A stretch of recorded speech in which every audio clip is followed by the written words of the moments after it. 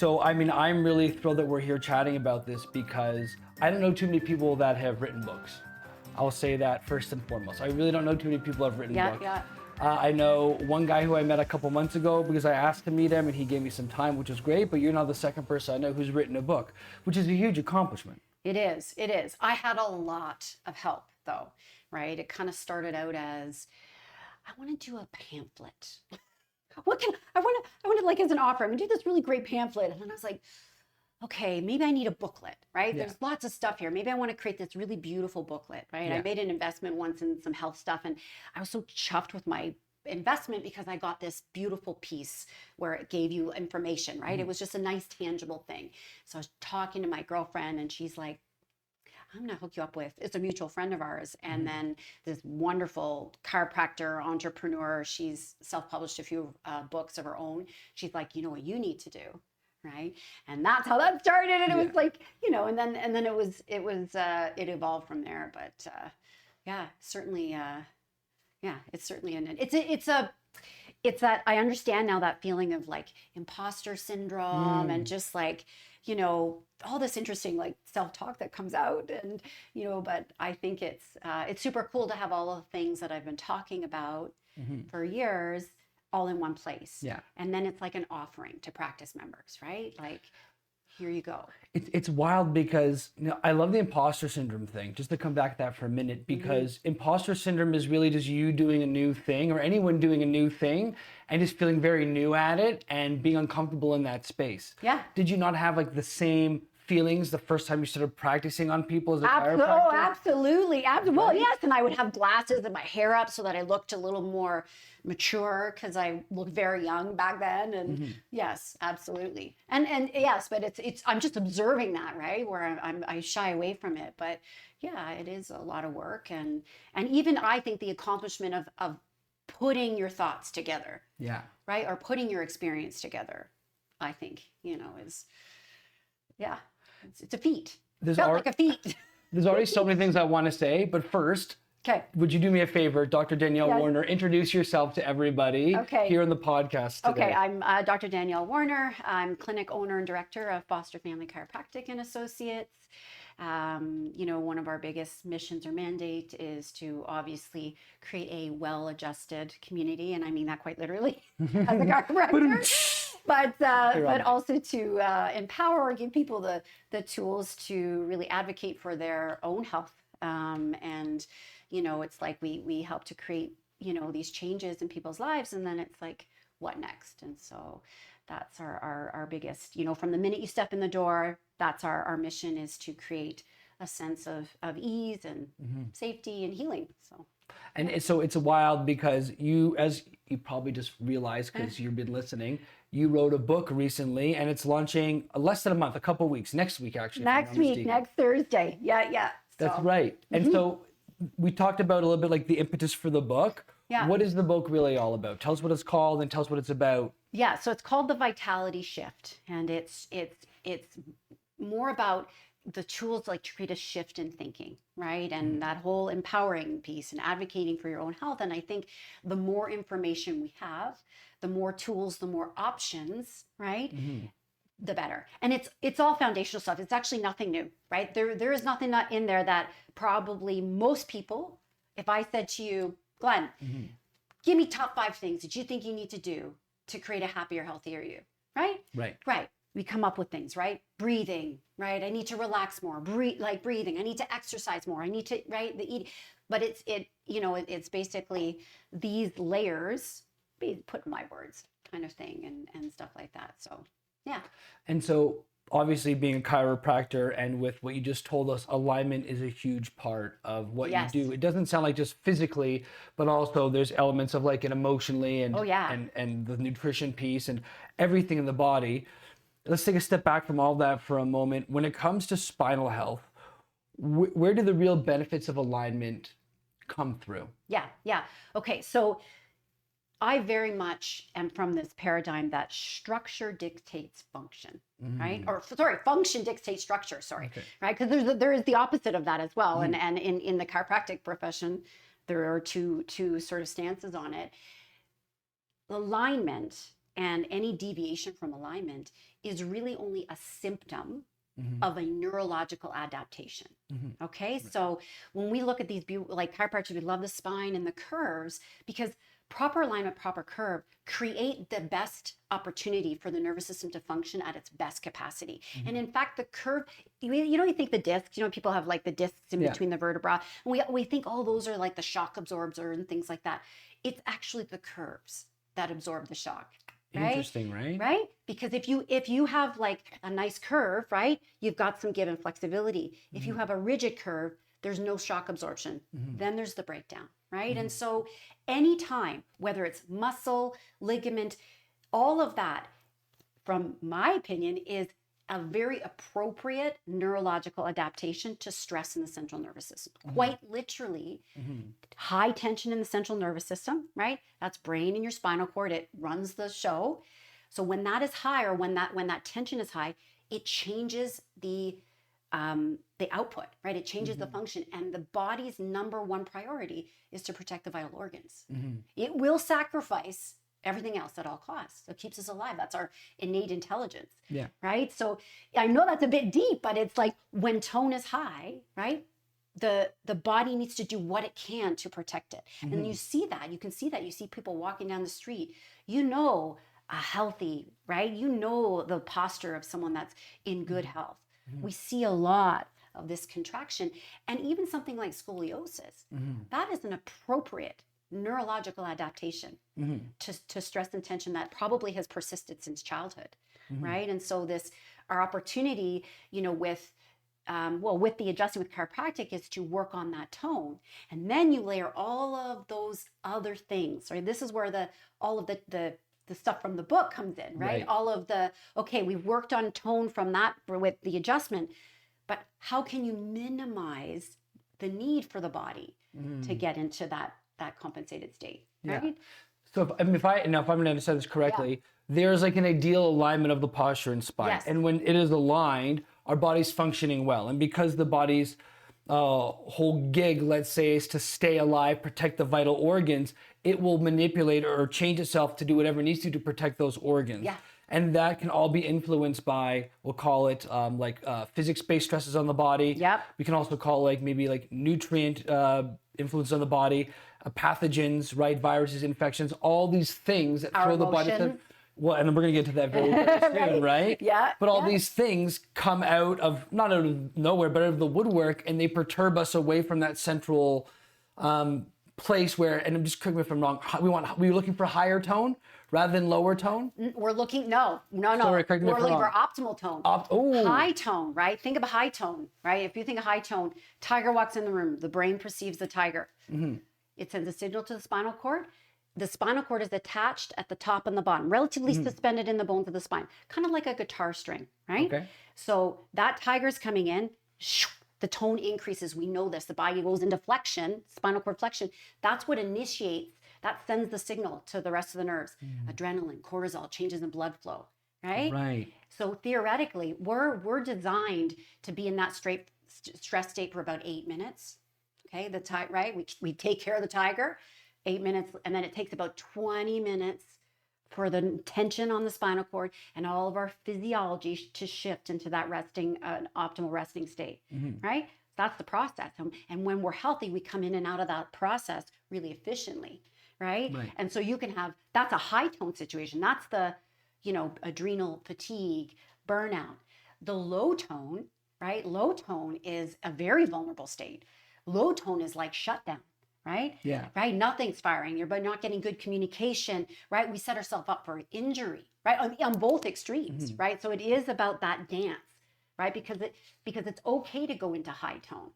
We need to come out of it efficiently, right? And so what does low tone look like? So low tone would be, and we see this sometimes in some of the diagnostic stuff that we do in the clinic, you can heart rate variability and things like that. And oftentimes that's married with a very high emotional type of trauma state, but it's like, think of it like, okay, the tiger's there, the tiger's there, the tiger's there. Okay, the tiger's not going away, I'm gonna play dead.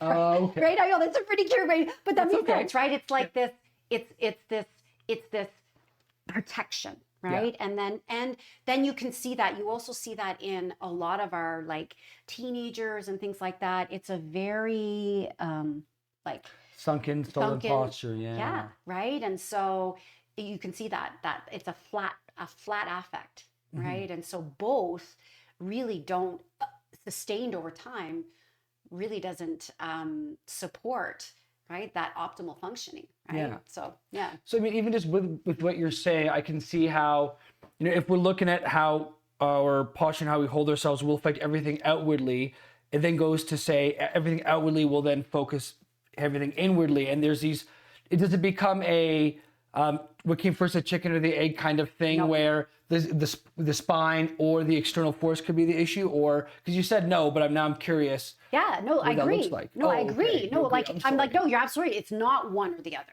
Okay. It can't be. Right. Right. The nervous system is dynamic. It's taking in information, all our brain, right? Its job is to take all the information from the internal and external environment and decide what to do with it to keep us alive. Right. Right. And so absolutely, it's coming from so many, so many, right? And it's like, yeah, you can't have one without the other, right? Because one is an expression of the other and vice versa. Yeah. So yeah. So let's talk about the psyche and recovery and healing. Yeah. Because I think that there are many different people who look at things from mechanical perspectives. Like myself in our industry, especially the education I went through, I have a very heavy mechanical. This is a tissue, that's a tissue, this is a tissue. How the physics impact this thing.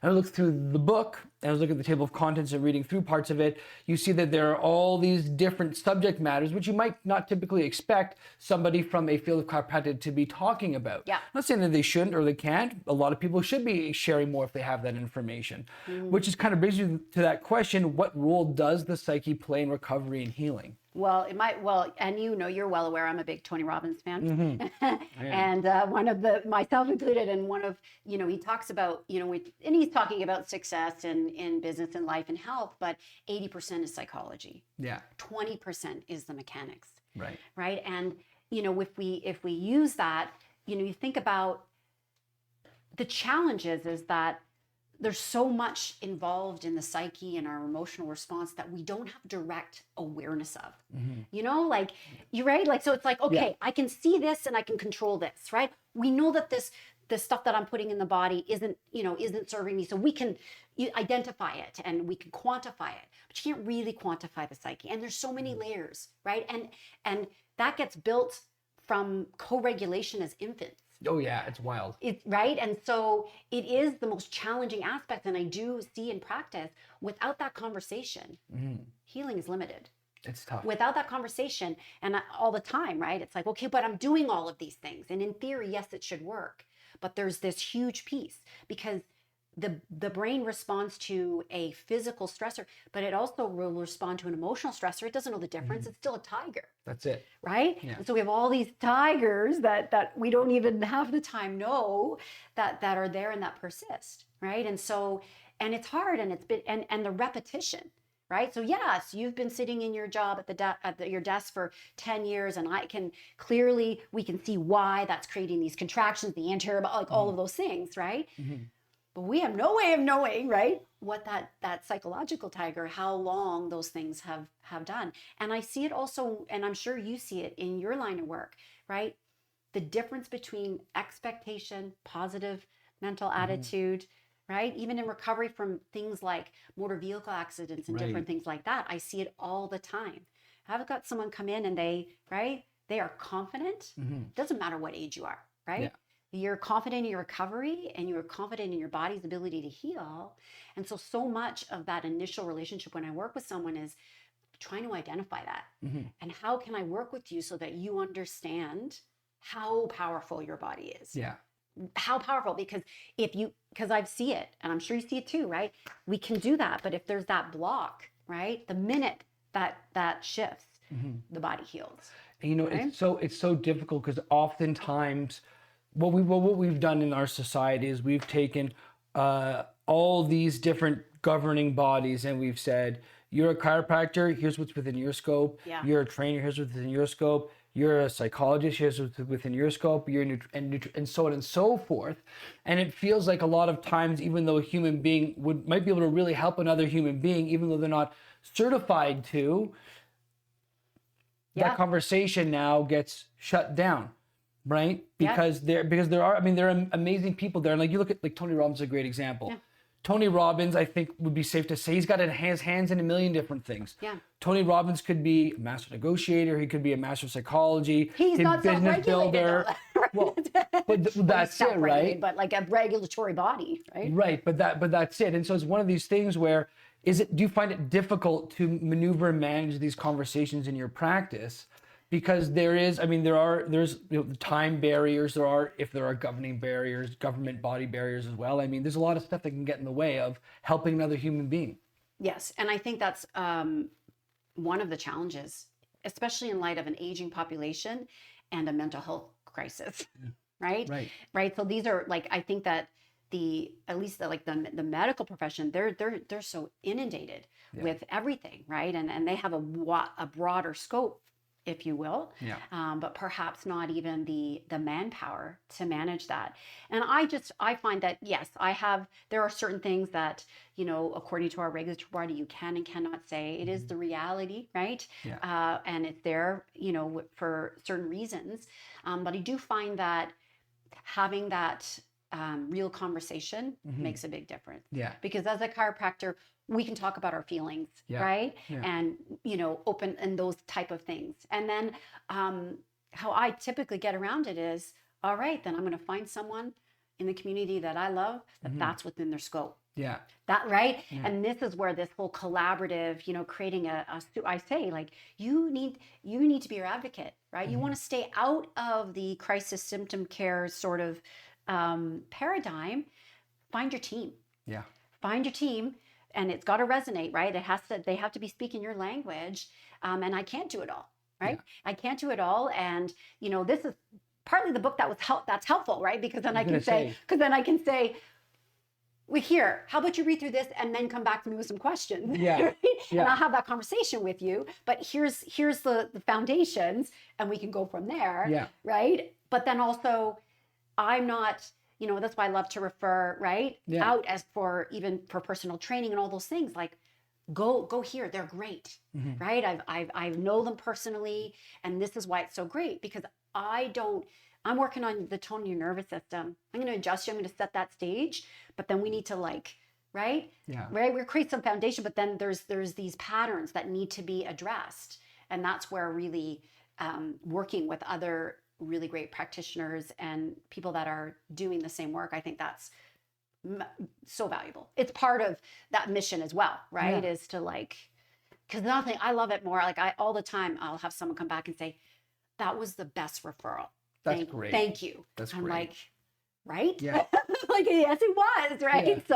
Yeah. So, and we get that all the time, right? So. Well, and there's something wild because something about writing a book, it's almost like if there's some things that I feel I ought not say to my clients in a professional role. But if you write a book as just Glen Owen, or you write just a book as Danielle Warner, you write a book as XYZ person, there's something about that actual human physical piece being removed where you put words on a piece of paper that for whatever reason feels like it makes it okay just to talk about. Which is a very weird, perhaps internal barrier, or maybe that's my way of thinking, but internal barrier we often put on ourselves in our own day-to-day lives, which is, why do I feel like I can't talk or say these kind of things? And even as I say that, I'm wondering if I feel that way in some situations, how's it now affecting my body, my tone, and my cellular health, right? Exactly, as we go through all of this, right? Our nervous system is just so complex beyond anything that, we have yet to comprehend. Oh, for sure. Right. And so, yes, I think the book, there's some nerdy stuff, right? Where it's not meant to be like a cover to cover. It's more of a reference, right? There's some stuff where I was like, okay, that's a little technical, but that's part of my love language as well. But then there is that more emotional piece. It's it's conversational, as opposed to just, very didactic. And so that, it's like being able to have that conversation or start the conversation. And then of course I'm always happy to, right? Yeah. And if there's somebody that needs more of me, and I that's the relationship building. You came and I'm like, okay, I didn't have the time today. That's when we go and be like, I need more time next time. Yeah. Right? Because that's, I think, what creates those relationships where people are willing to make that investment over years. Like it's like training, right? It's not like a thing you're doing for 6 weeks, a month, right? If it becomes a lifestyle, that's when that's when your body can express health. That's when your quality of life, you can do the things that you love to do. Yeah. That's when you're in your 70s, 80s, 90s, you can travel and be with your grandkids and do your things, right? It's laying the foundation now, right? Well, I think it's really important. It's so wild because there's so many things that we could be talking about. Yeah, I know. I think I went through some it's great rabbit hole there. the one thing that sticks out to me that keeps coming back to my brain is this idea of the neuroplasticity and rechanging and reshaping the way, not just that you see the world on a conscious level, but on a subconscious level. How does your body react to all the different stresses that it has to go through? Yeah. Right? Because I found with working with Dr. Ramsey is that after going through a certain number of adjustments, a certain number of treatments, and then doing the things that was recommended to me to do at home, and then also piecing together my own exercise piece, the things that we were working on started to stick around longer and longer and feel better and better because of, I imagine, all the subconscious reprogramming of the neuromuscular system. Yeah. And I have to imagine that's a huge part of just living a healthier life in general. Is how do we reframe. Thank you. Perfect. Reprogram this entire system, both the way we think, but the way we move, the way we eat, the way we everything. Because the brain's job is to conserve energy and keep us safe. Right. That's why it clings to repetition, patterns, right? It clings to patterns. You keep doing it. Okay, well then this must be safe, right? And so, when with that repetition, it's why, and I'm sure you see this as well, when you're first working with a really patterned nervous system, frequency matters. Huge. It's like reset. You're literally changing the wiring, right? And we know this because you can measure these things, right? And then all of a sudden it's automatic. Right. And then the brain, because you can be wired for a stress response. So much of that happens in the first 3 years of life. When I came to understand this, I'm like, oh my goodness, right? That's huge. But so much of that happens in those first few years of life where you literally have double the amount of synapses in the front of your brain. That's all our human thinking, right? Our executive functioning. The synapses are what connects the nerves. Right. So you have a redundancy there. So nerves that fire together, wire together, right? Yeah. It's like my mantra. And so you can be wired for a stress response, or you can be wired for an efficient recovery from a stress reaction. That's deep. And that's health. Yeah. It's not about never having stress. It's not about never getting sick or never having pain or never waking up and whatever. Yeah. It's the recovery that when you look at how the body responds and what you do with that, right? Because health is about a superior level of adaptability. Right. Yeah. Right. And so that's, I think there's something there. I think there's something there looking at the way we either respond to stresses or the way we respond to difficult things in our life, where we have to get to a place where the long-term response, our chronic adaptation, is always going to be a healthy one. Letting go of stressful things quickly and realizing that was just a moment that's no longer here and we can move forward with life. Or it looks like, no, I'll just leave it there because I'm blanking. But to get to that spot where it's like our default pattern is to do something that's going to be healthy and get into our more back to our homeostatic regular space, we have to go through a whole bunch of stumbling through. Where is this coming from? Coming up against old patterns a lot to begin with. But as soon as we start shifting that to more...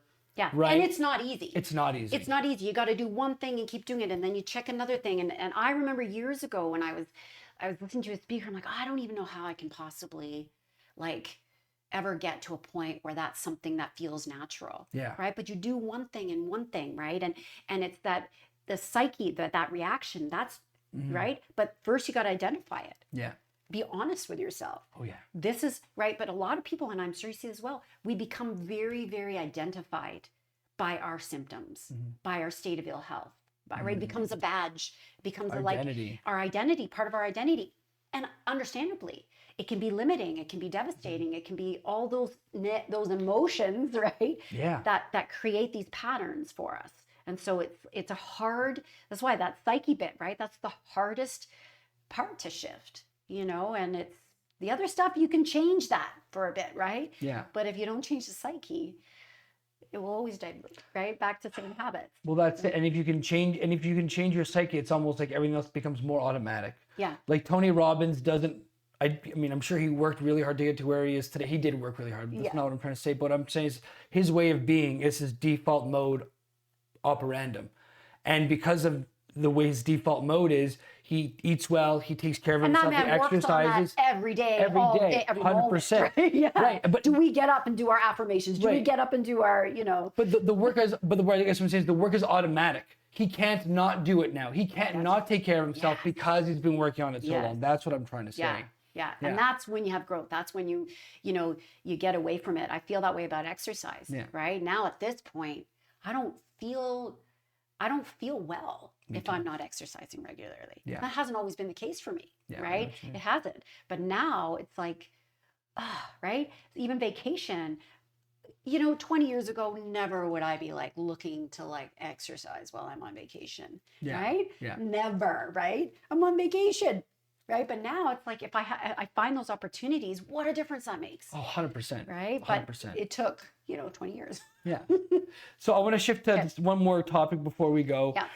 I'm always interested in hearing what people think about current states of affairs in certain areas of the world. And I'm talking about, in this case, the medical world per se. Yeah. I'm non-medical. I don't know if you I know chiropractic, I believe, is considered medical. I don't know. Not my paradigm. Yeah. Okay. Fair enough. Because I didn't want to make sure I was quantifying it correctly. Yeah. Okay. Perfect. So let's throw medical. Let's throw chiropractic and training. Let's throw that into like non-medical. Yeah. I think often people get confused about what is medical, what isn't medical. And I feel like, and you'd actually brought this up earlier, is that when there's like we have people getting older who are dealing with a lot of physical things. And then we also have a younger generation who seems to be also in like an identity crisis right now in terms of who they are and their anxiety and their confidence in the world. Whether it's the medical world or other, where right now in the health industry are we not doing the people around us justice? Where are we failing people? Well, I think any major political things and decision making, all that stuff aside. Right? We're not going to talk about that. We're not talking about that. No ideologies here. Yes. I honestly think they're doing the best they can based on their paradigm. When you're dealing in symptom, we call it healthcare, but it's crisis care, it's sick care, right? It's crisis care and sick care, right? So, and you don't want to be in that system right now because they're working so hard, right? They're doing everything they can based on their paradigm. But if they can't give you a pill, or if they can't cut it out, and if they can't, irradiate it or whatever, right? Brilliant for diagnostics, but then what, right?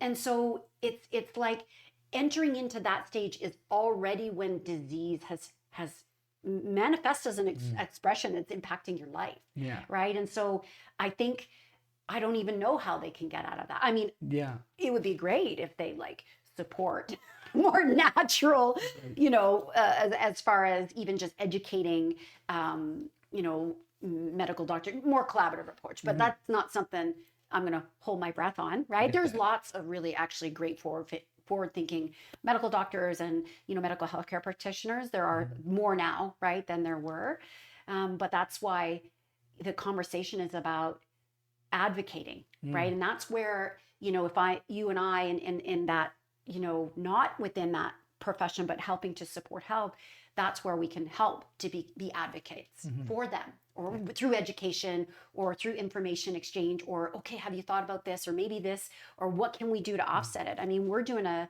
thermography clinic, which is in this month, and that's looking at, I don't know if you know thermography, that's looking at, so outside of like a mammogram or x-ray, thermography is taking a thermal heat scan of different areas of your body, and it's looking for increase or decreased metabolic activity. Oh, really? So that's stepping in before disease has taken place. Because when we're doing, I'll give you that. Are you bringing it here? Karen, Karen, our fabulous front desk office manager, she has done a few series of them, but it's so great to get a baseline. Yeah. And so we've brought them in as a mobile clinic. And so we'll probably be doing that quarterly, right? I mean, it's an investment, right? Yeah. It's private, it's not covered, right? Yeah. But you can do like just a breast scan, you can do your torso, you can do the whole body. And what's brilliant about that is you get a baseline, and then something comes up, you're not sure, whatever, or it's inconclusive, whatever. You can look and see, yeah, there's a change going on here. Yeah. Now, it's the reports are read by a medical doctor, but it's largely poo-pooed, right?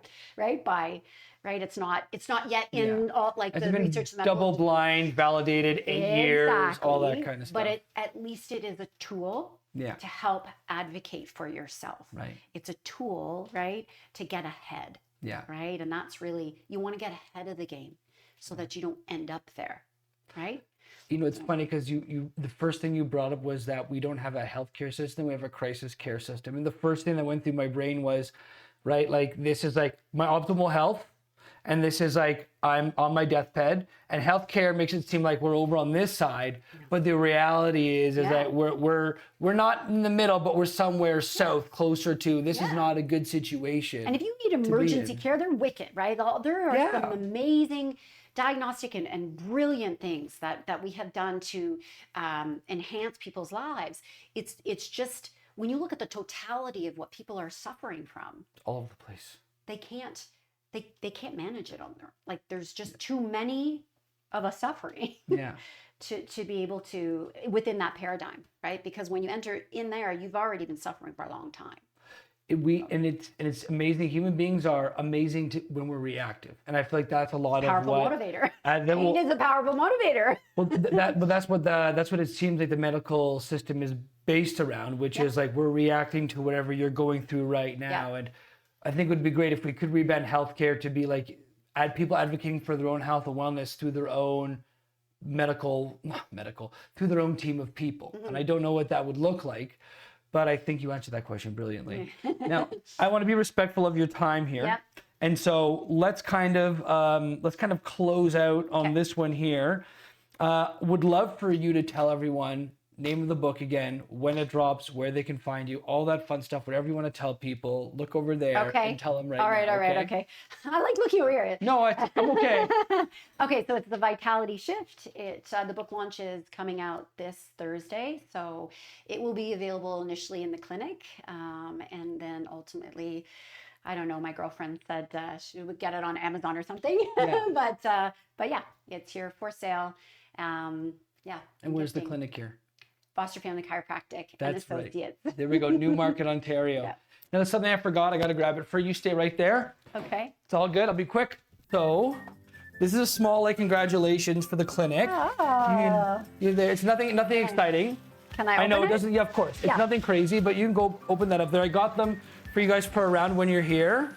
I know, right? Gangster, right? Foster family friendly mugs. Swag. So I think there are 4 or 5 of them, but they're just around the clinic. You guys can have some matching mugs. Congratulations on your book. I love it. Thank you so much. Cheers. Yeah, really exciting. And just thanks for doing this podcast, dude. This is awesome. Yeah, it was a pleasure. Thank you so much. It was wonderful. Yeah, anytime. Yeah. All right, we're good. That's it. There we go. That was wonderful.